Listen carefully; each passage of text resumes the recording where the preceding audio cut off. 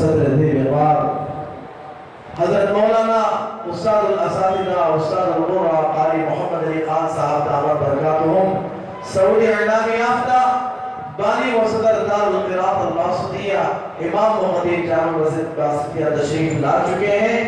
میں پھر ایک مرتبہ آپ سے درخواست کرتا ہوں کہ اسلامی انداز میں حضرت کا استقبال کریں. نعرہ تکبیر، تھوڑا اور زور سے نعرہ تکبیر، نعرہ تکبیر.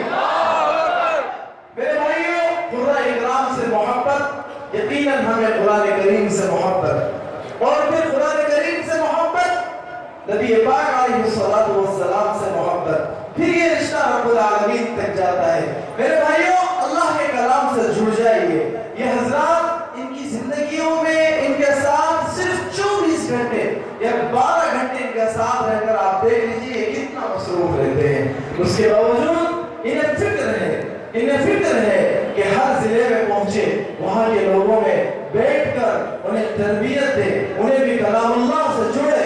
یقیناً جو شخص بھی اللہ کے کلام سے جڑ جائے، رب العالمین اس کی حفاظت کا انتظام فرما دیتا ہے. لوگ حالات اور واقعات کو بہت سناتے اور دیکھتے ہیں. ابھی قریب برما کے کیسے واقعات ہیں، کیسے حالات ہیں، کون آدمی اس سے واقف نہیں ہے، کون شخص نہیں جانتا ہے وہاں کے حالات. لیکن کوئی فکر پیدا ہوئی، کوئی اپنی زندگیوں میں تبدیلی آئی؟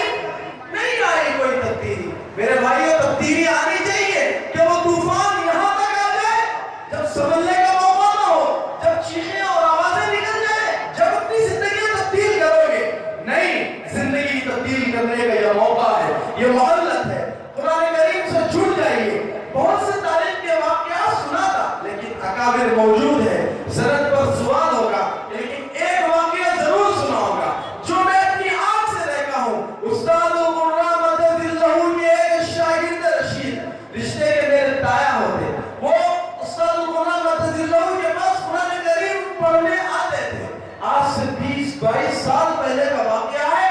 پورے خاندان کو لے کر آتے، پورے بچوں کو لے کر آتے، خود بھی قرآن کریم اپنا درست کرتے، پڑھتے، پڑھاتے، قرآن کریم سنتے، سناتے. بڑی محبت سے قرآن کریم سے تعلق تھا اور بڑی محبت کرتے. تقریباً لگ بھگ 18 سال بعد ان کی قبر کھولے. عمدن نہیں کھولے، قبرستان میں جگہ بالکل تنگ تھی.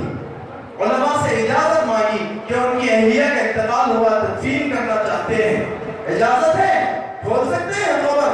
علماء نے اجازت دی. مفتیان اکرام نے کہا کہ کچھ ہڈیاں اور کچھ جو بھی بقیہ چیزیں ان کی رہ جائے اس کو ایک کونے میں کر دو، دوسرے کونے میں دفنا دو. ہم نے قبر کھولی. میرے بھائیوں، میں نے اپنی آنکھ سے جو دیکھا، میں نے اپنے ہاتھ سے جو چھوا، وہ آپ کو سنا رہا ہوں. وہ فتح کوئی اور لے کیا ہوں، لیکن میں نے اپنی زندگی میں انہیں جو دیکھا وہ قرآن کریم سے ان کا تعلق کو دیکھا. قرآن کریم کے ان کے پڑھنے کو میں نے دیکھا. اپنی اولاد کو قرآن کریم سے جوڑنے کو میں نے دیکھا.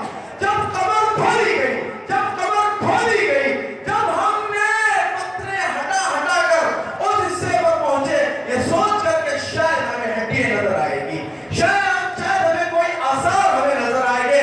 یقین جانو میرے بھائیوں، میں نے اپنی آنکھوں سے اور وہاں جتنے لوگ ٹھہرے تھے، کفن کی سفیدی کو بھی میلا نہیں دیکھا. کفن بالکل سفید، اسی طرح جس طرح ابھی لپٹا گیا ہو، کوئی لالی اور کالی نہیں آئی اس کے اندر. اور میں نے اس کفن کو اپنے ہاتھ سے چھوا، کوئی بودا نہیں ہوا کہ وہ پھٹ گیا ہو. میرے بھائیوں، یہ مثالیں ہیں جنہوں نے اپنی زندگیوں میں قرآن سے جڑ گئے، قرآن سے تعلق قائم کر لیا. رب العالمین نے ان کے جسموں کو قبروں میں بھی محفوظ کر دیا. میرے بھائیوں،